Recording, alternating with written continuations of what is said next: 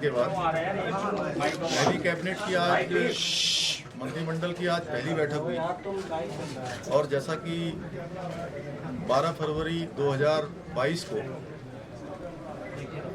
मैंने और मेरी पार्टी ने उत्तराखंड की देवतुल्य जनता के समक्ष ये हमने संकल्प लिया था कि हमारी नई सरकार के गठन होते ही हम यूनिफॉर्म सिविल कोड उत्तराखंड के अंदर लेकर आएंगे। और उसके पीछे हमने कहा था कि हमारा राज्य हिमालय का राज्य है, गंगा का राज्य है, अध्यात्म और धार्मिक केंद्र बिंदु हमारा राज्य है। हमारी यहाँ की धार्मिक विरासत है, हमारी अपनी संस्कृति है, सैन्य बाहुल्य हमारा प्रदेश है। प्रत्येक परिवार से कोई न कोई सेना में है, किसी के घर का बेटा है, किसी की बेटी है, किसी का चाचा है, किसी के पिता हैं। वो हिंदुस्तान के किसी न किसी कोने में सेना में जाकर या अर्धसैनिक बलों में, सेना में या अन्य किसी फोर्सों में जाकर अपनी सेवाएं देश को दे रहे हैं। वहीं हमारा राज्य दो अंतर्राष्ट्रीय सीमाओं से भी लगा हुआ है।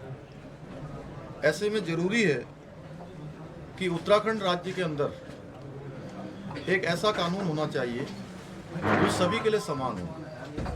और हमने उत्तराखंड की देवतुल्य जनता के समक्ष ये संकल्प लिया था कि हमारी सरकार के गठन होते ही हम इसे लागू करने की दिशा में कदम बढ़ाएंगे और एक स्टेक होल्डर्स, विधि विशेषज्ञ और समाज के क्षेत्र में जिनका बड़ा अनुभव है, विभिन्न क्षेत्रों में जिन्होंने काम किया है, उन सभी को मिलाकर एक कमेटी का हम गठन करेंगे, एक उच्च स्तरीय कमेटी बनाएंगे।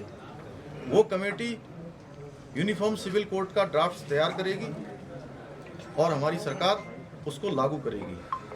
भारत के संविधान के अनुच्छेद 44 में भी राज्य सरकारों के लिए इसका प्रावधान किया गया है कि राज्य सरकारें अपने प्रदेश में इस प्रकार की व्यवस्था को लागू कर सकती हैं और केंद्र को प्रस्ताव भेज सकती हैं। साथ ही बीच बीच में माननीय उच्चतम न्यायालय के द्वारा भी इस पर लगातार नाराजगी व्यक्त की गई थी कि यूनिफॉर्म सिविल कोड लागू नहीं हो पा रहा है। इसलिए हमने तय किया, आज हमारी सरकार ने, आज मंत्रिमंडल ने हमने तय किया कि हम जल्द से जल्द इसको लागू करेंगे।